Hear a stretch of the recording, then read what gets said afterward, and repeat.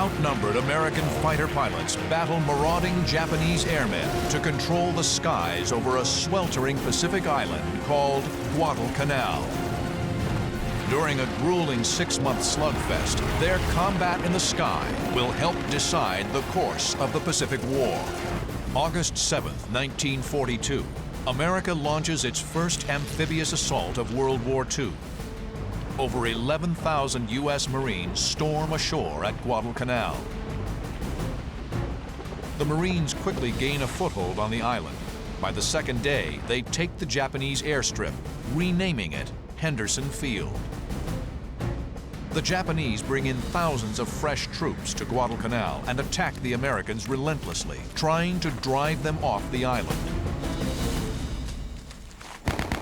The Marines fight off attacks while desperately trying to prepare Henderson Field for operations. Japanese tractors and equipment are commandeered to improve the small crushed coral runway. Bomb damage is repaired, and PSP, perforated steel planking, is hurriedly laid down. After 2 weeks, they finish the airstrip and fly in 19 F-4F Wildcat fighters and 12 SBD Dauntless dive bombers. It was only because of the ability of the Americans to place aircraft on Henderson Field to protect the supply ships bringing in reinforcements and supplies to the Marines on Guadalcanal that the island could be held. Because the Allied code name for Guadalcanal is Cactus, Henderson Field becomes the home of the tiny Cactus Air Force, at first consisting of just 43 pilots and ground crew. The men of Henderson Field soon discover it isn't just the enemy making their lives hell. The island was a fly-infested, dirty, stinking, blood-soaked, damned island that was just dangerous to even walk on the beaches because there was so much unexploded ammunition around. The pilots and ground crew live in mud-floored tents. The latrine is a trench with a log seat, and the bathtub is the Lunga River, complete with crocodiles and leeches. The flyers of the Cactus Air Force are outnumbered and short on supplies. Their fighter, the F-4F Wildcat, can't match the agility of the enemy Zero. But a big advantage for the Cactus Air Force is that they are commanded by a born leader in 27-year-old John Smith. Smith's an aggressive dogfighter and skilled tactician. He always preached and devised his tactics around you have to pit your strengths against the enemy's weakness. And that is as true today as it ever was since the first airplane ever flew in combat. Now, on August 30th, 1942, Captain John Smith and his men are protecting Guadalcanal from approaching bombers and fighters. In his 8 days on the island, Smith has already scored 5 kills, making him an ace. Today, he's racked up 1 more. Then he spots another Zero below, breaking from a cloud. The Zero is here. Smith is here, high above him. He plans to use the Wildcat's diving speed to try and drop behind the Japanese plane. Smith first rolls inverted, then dives. This creates positive G-force instead of negative G's. You roll on your back, pull aft on the stick, and pull positive G's so you're pushed into your seat. You can be able to pull more G's, which means you can pull your nose downhill faster. The maneuver works. Smith rolls back over, then levels out behind the Zero and fires. The Wildcat's 6 .50 caliber guns deliver 200 rounds in a 4-second burst.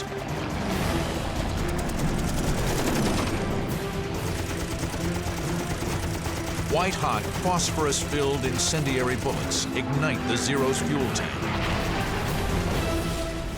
But as Smith arcs away from his second victim, the predator becomes the prey. A Japanese Zero closes in on Smith from dead ahead.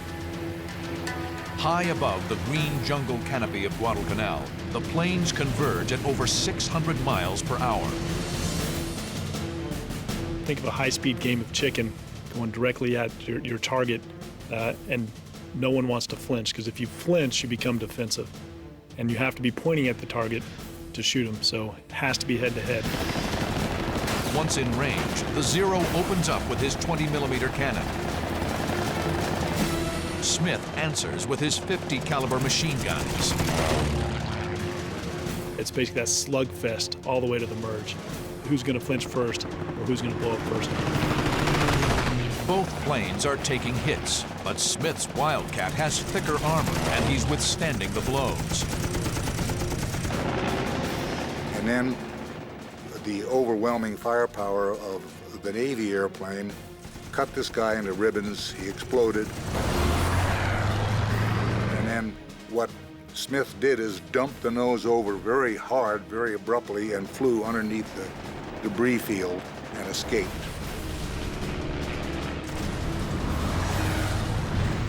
The Zero has made a fatal error. He fought the Wildcat's fight.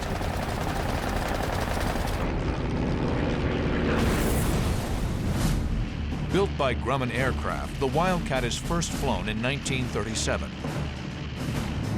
The rugged plane features cockpit armor and self-sealing fuel tanks. These tanks are coated with layers of rubber that expand and reseal if they're punctured. The Wildcat faces the most famous of all Japanese aircraft, the deadly Mitsubishi A6M3 The lightweight Zero can outturn and outclimb the Wildcat, a lethal advantage in a dogfight. But its thin armor protection and lack of self-sealing fuel tanks means it can't survive a slugging match with the tougher Wildcat. Essentially, in fighter versus fighter combat, the difference between the Wildcat and the Zero is the difference between a battle axe and a rapier. They can both be effective, but they're used somewhat differently. The Zero is faster, more maneuverable, and can outclimb the Wildcat, while the Grumman is tougher, more heavily armed, and can outdive the Zero. Wildcat pilots in general would want to avoid the turning fight with the Zero. That would not be their fight. The Wildcat with its 650 cal machine guns, heavy body armor, heavy armor around the engine cowling, preferred head-on attacks, frontal attacks, and it would just basically plow through that Zero. The air battle of August 30th is a resounding victory for Smith and his pilots. They shoot down 14 of the 22 attacking Zeros. The Japanese bombers the Zeros were protecting retreat before reaching Guadalcanal.